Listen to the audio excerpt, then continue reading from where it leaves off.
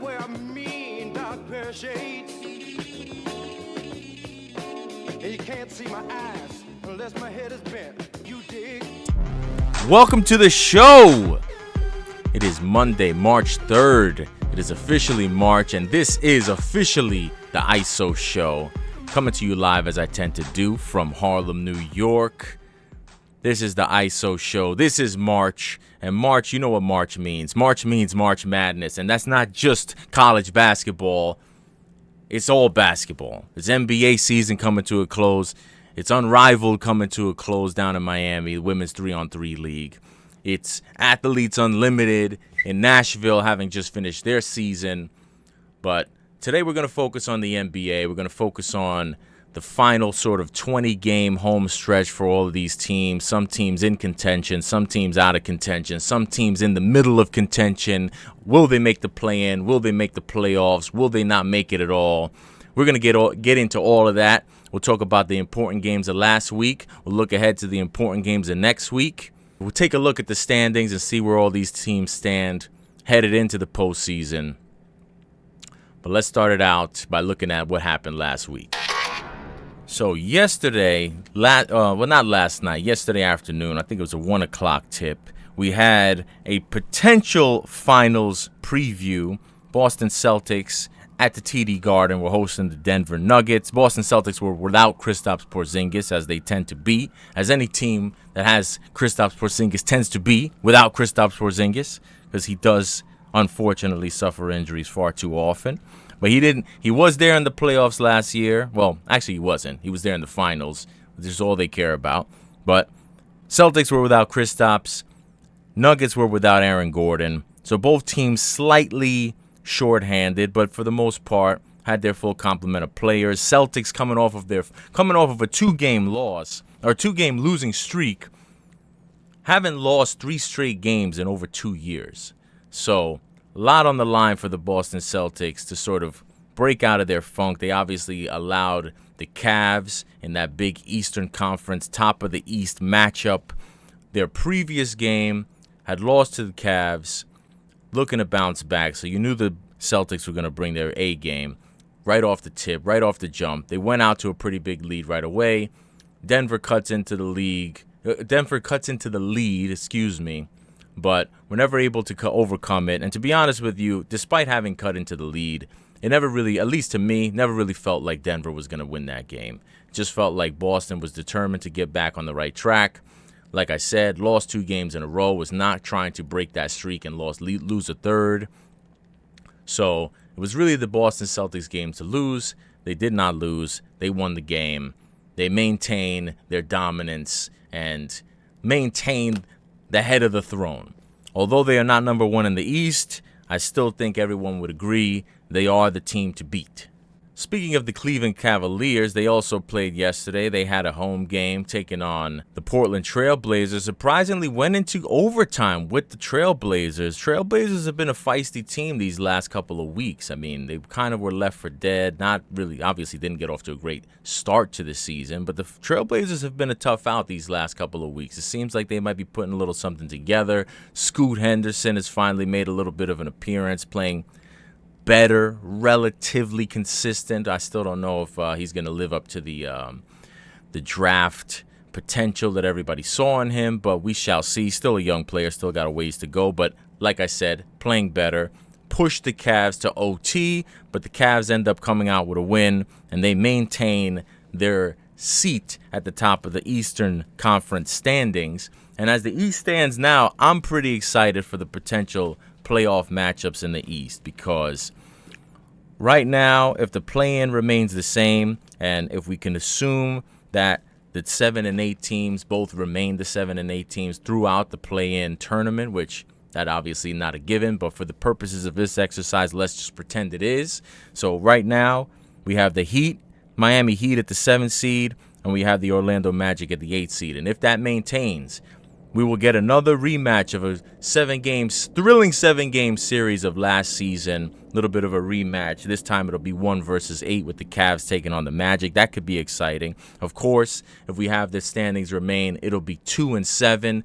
Boston and Miami, a matchup that it feels like is just always going to happen in the playoffs until further notice. That would be exciting even though obviously Jimmy Butler no longer with the Miami Heat. The Miami Heat no longer heating, so very little can be expected of them going into that series. But still, there's still something spicy about a Miami Heat Boston Celtics matchup as far as I'm concerned until otherwise stated. And then I'm interested also in what's going to happen with the New York Knickerbockers. The New York Knicks, if the standings hold, will be taking on the new feisty Detroit Pistons. And I got to be honest with you, I know a lot of people want to talk about how the Knicks are frauds. A lot of people want to talk about the Knicks not being able to beat good teams.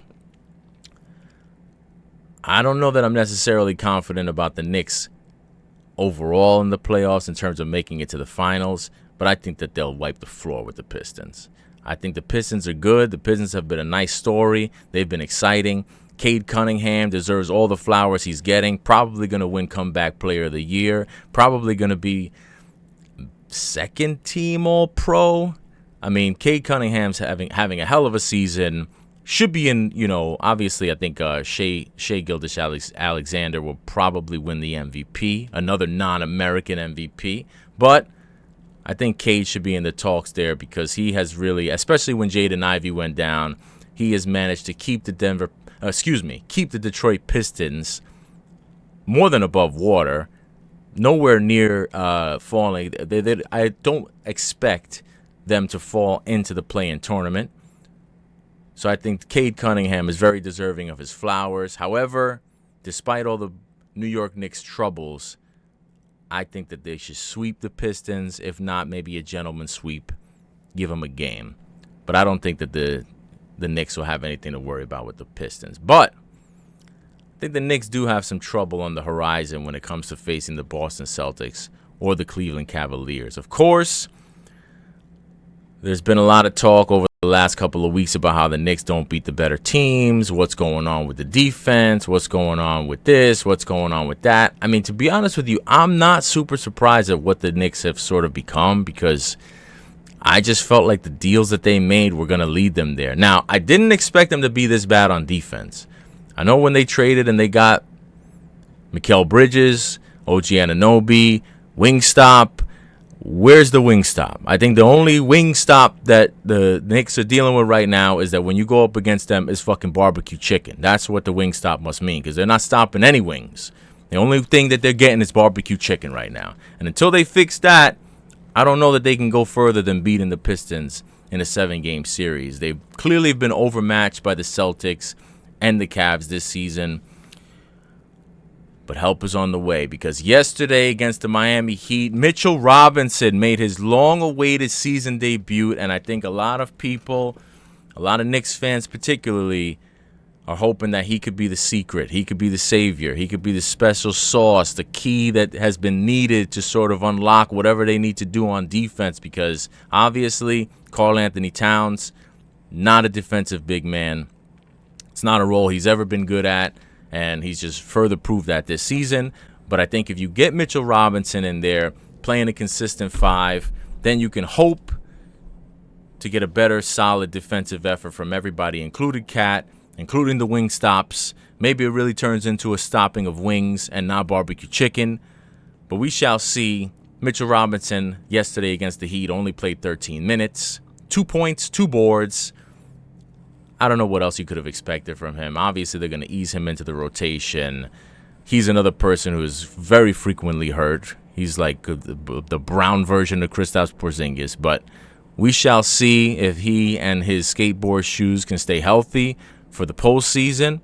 Hopefully, since he hasn't played all season, he hasn't put any miles on his body. So hopefully he can, really kind of get himself into playing shape right as the playoffs are about to start.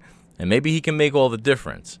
But if he's not going to make all the difference and he's not going to be what unlocks this Knicks team on the defensive end, I think Knicks fans might have to wait another year before advancing past the second round in the playoffs.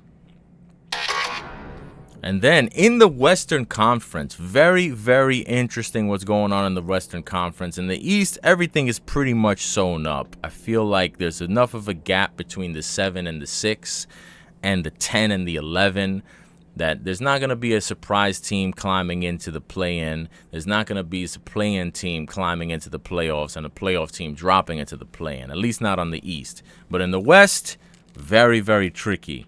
In the West right now, there's a half game separating the 6 and the 10. So, the Clippers currently holding the 6th seed in the West. I think they should be able to stay out of the play-in, but Golden State is coming. Golden State took a bad loss to Philadelphia without Jimmy Butler. I think that was their first game without Jimmy since they made the trade, or maybe a second. But either way, they lost that game. They shouldn't have lost that game with or without Jimmy Butler. That was actually a really bad loss for them. Quentin Grimes coming out of nowhere, dropping a 44 burger. Speaking of former Knicks, man, bring back Quentin Grimes. He was a good defender for them, too. Of the lane, knowing all along he was going to go to the baseline side. Grimes attacking, count it, 43 for Grimes. But Quentin Grimes found himself a home with Philadelphia. I mean, Philadelphia's entire season has gone up in flames.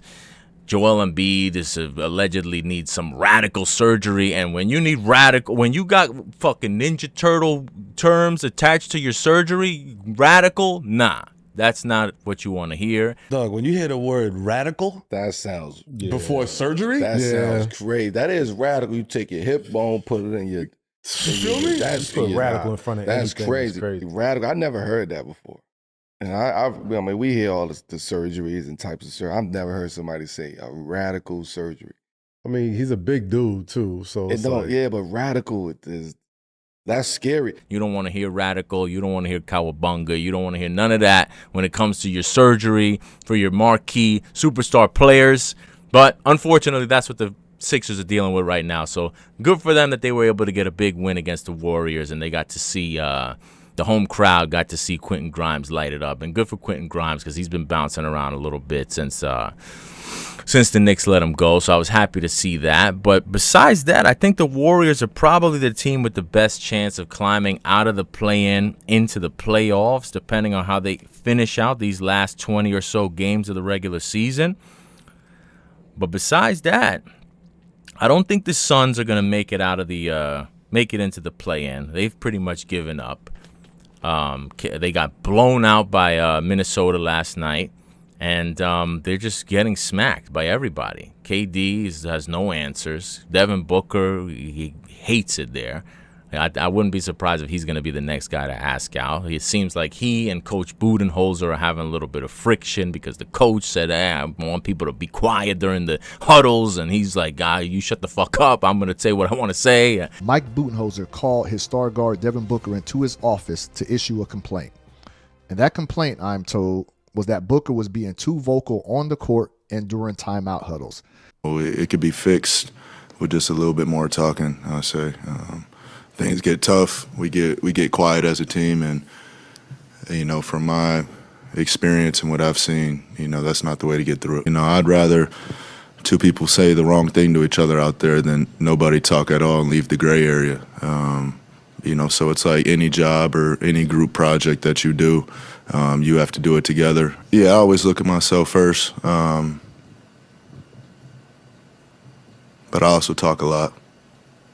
I don't know. It seems like it's all bad in Phoenix, and I wonder if Bradley Beal's saying, damn, man, maybe I should have just fucking waived that no trade clause and got my ass shipped out to Chicago or Milwaukee or Miami or wherever the hell they were going to send him, because it just seems like right now, if it wasn't for Joel Embiid and the Sixers and the flop that they have been this season, there'd be a lot more eyes focused on the Suns. But I think the eyeballs are coming for the Suns, because once they eventually don't make the play-in, all of the conversation is going to turn to where is Kevin Durant going to play next season. A story as old as time. It feels like we've gone through so many different off seasons in the NBA, mid seasons in the NBA, trying to figure out where Kevin Durant is going to play, because you never know when he's going to ask for a trade or when he's not going to ask for a trade and the team's going to want to trade him, or when he's going to we have no idea. All we know is that the Suns are pretty much irrelevant until further notice because they're not going to be a playoff team. They're not going to be a play-in team. The only thing that's interesting about the Suns is who's going to get their players and will they make a difference elsewhere. But besides that, the play-in's going to get spicy in the West because if the Golden State Warriors don't climb out of there, you still have Minnesota hanging around down there.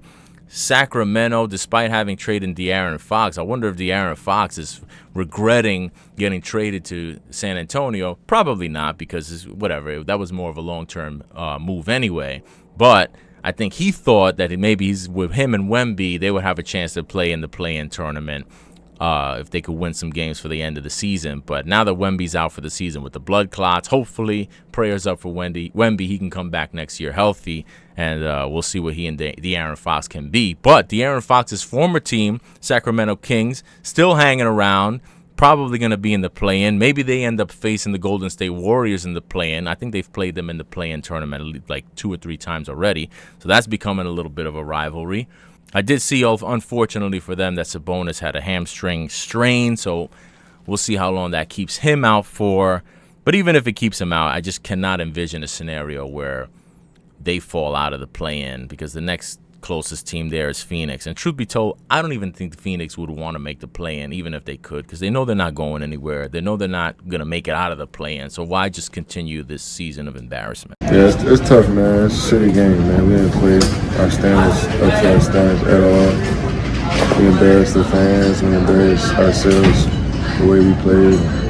And then, of course, the final team is the Dallas Mavericks in that last Western Conference play-in spot. And they're a very interesting team because obviously they traded away Luka Doncic, all because their GM insists that they're going to be a championship team with AD. AD, a.k.a. Street Clothes, who is going to be in street clothes for the foreseeable future because, of course, I mean, you can't even write this stuff. You can't make this up. His first game with Dallas, he doesn't even finish the game because he gets hurt at some point, I think, in the third quarter. But I do think if he gets right before the playoffs, Dallas could be a dangerous team. I mean, they did obviously without Luka, it's a completely different type of team. But the rest of the team that's there, obviously went through a playoff run last season, made it to the finals. So a lot of those guys are pretty much 7-game series tested. Obviously, Kyrie, very much 7-game series tested. AD, if he stays healthy, he's a champion as well. Obviously, 7-game series tested. And it could be interesting. They could be a difficult out. I think if they had all their pieces, they could be very good defensively. But since they lost all their bigs to injury, even if they do get AD back, I think their dream is to have AD there with Gafford and Lively both available. That's not going to happen at minimum until next season. So, but still, if they do have a healthy AD, I think it'll be interesting to see if they, who they end up facing. The West just seems like it's totally wide open. You don't really have a dominant team. And, I mean, obviously the only dominant team is the Oklahoma City Thunder. But I, for one, I'm a gotta-see-it-to-believe-it guy. And as much as Oklahoma City has been dominant both this regular season and last year regular season, I got to see them really do something in the playoffs for me to believe that they're going to be a championship contender. And I know that makes me a jerk or whatever you want to call me. It's fine. I could take it. But that's just where I stand with OKC. I mean, I just seen it too many times. Regular season basketball is not playoff basketball when you're focusing on this one team and you got to get through a series. Unfortunately for OKC, they didn't even get through enough series, in my opinion, last year to sort of consider themselves battle-tested. Had they at least made it to the Eastern Conference Finals, they could at least sort of make the claim that they're a little bit battle-tested and they've gotten their scars and are ready to advance to the finals.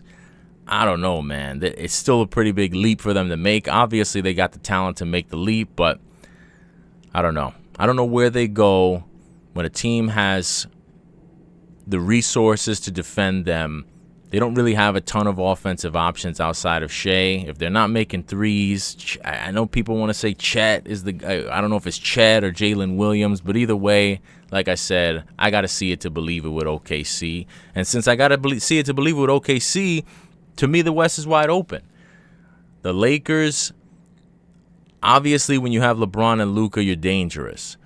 Everybody thought that making that AD trades for the Lakers, having Luka, LeBron, and Reeves on the court at the same time was going to be extreme defensive liability, but that has not been the case. J.J. Redick, got to give him his flowers, but whether it's him or whether it's Nate McMillan orchestrating this defense, they got these boys playing hard, and they're locking teams up, locking people up, even with, people who you would have thought would have been defensive liabilities. This morning we talked about going to war. Be willing to die on the court. All right, I was so amped today. I should have been able to take a nap. I couldn't sleep last night. I was up till 5 a.m. I couldn't even nap today. Pre-game, I'm laying on the floor doing my breathing exercise. I'm envisioning what our team is going to play like. And you guys went even higher. You went even higher. And frankly, our conviction and our belief in the game plan, the bench was great. Everybody contributed. Luka, it's good to have you back. Yes, sir. It's good to have you back.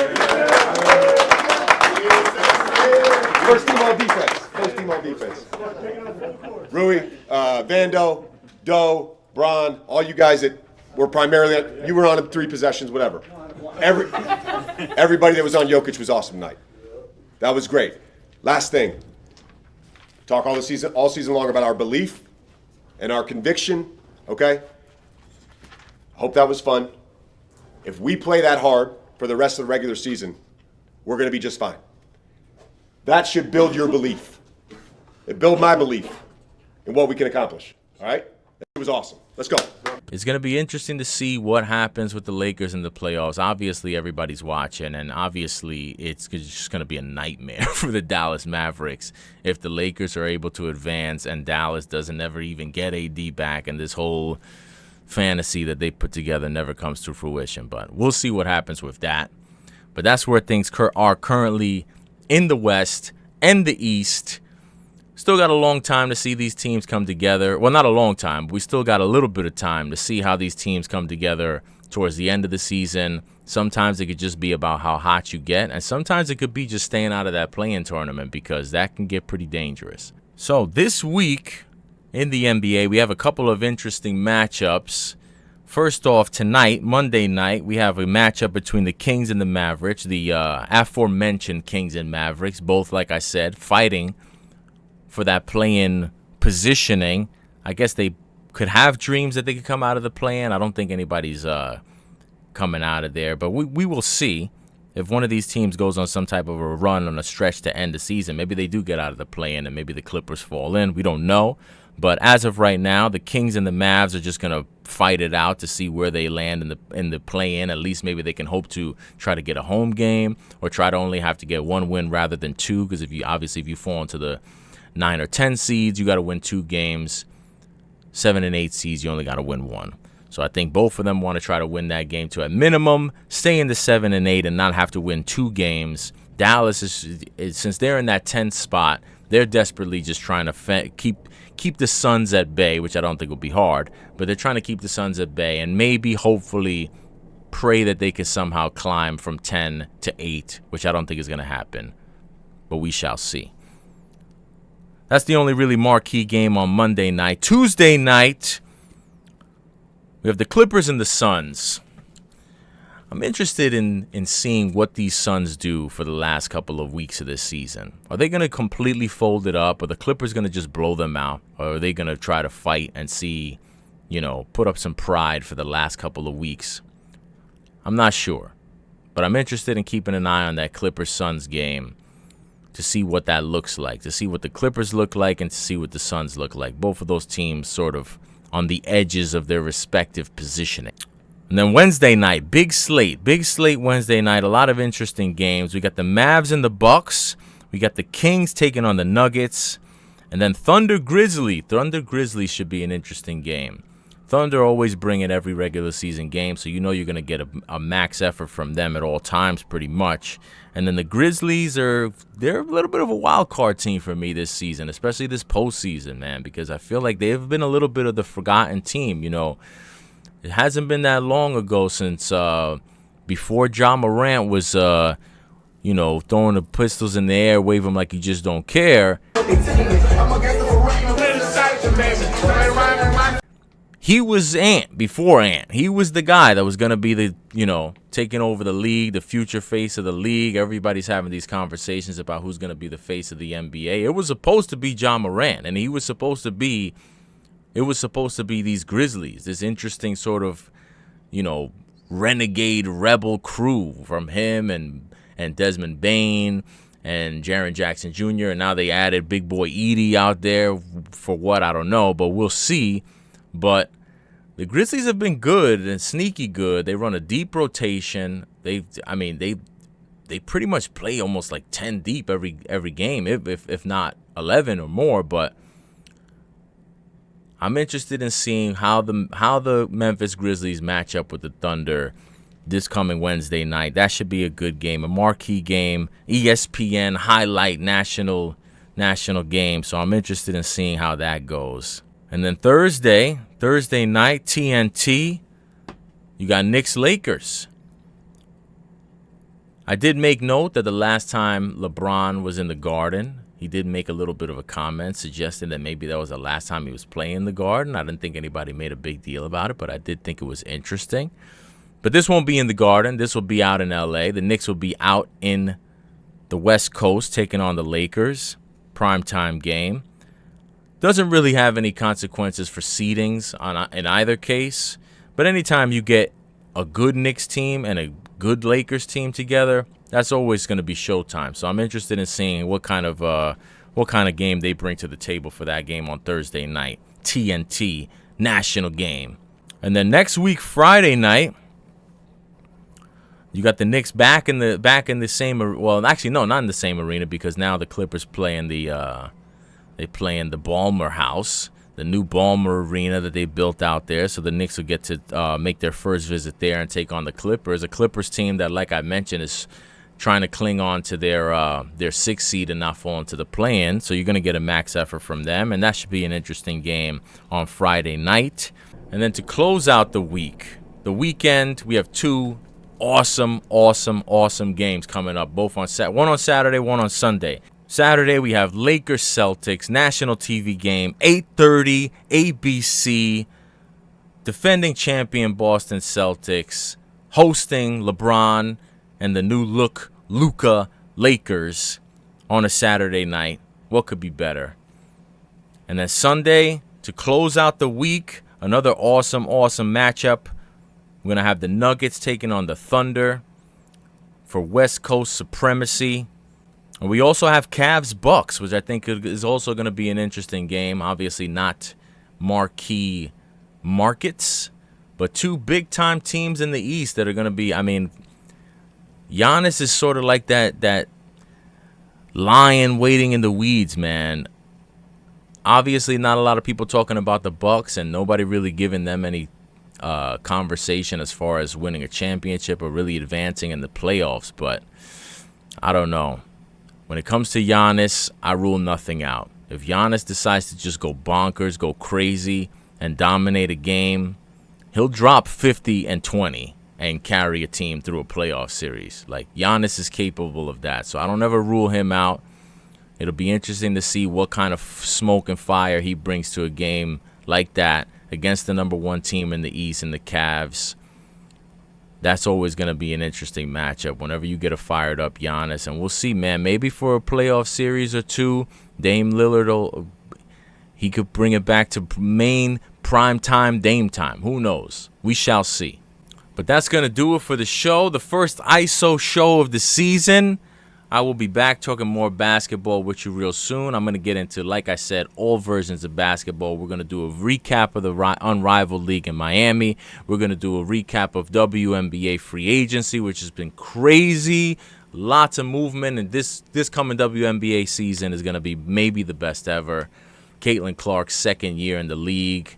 with a much, much revamped Fever team that I may or may not have a little bit of money on already to win the championship. But we'll get more into that with the next episode of the ISO Show. Until then,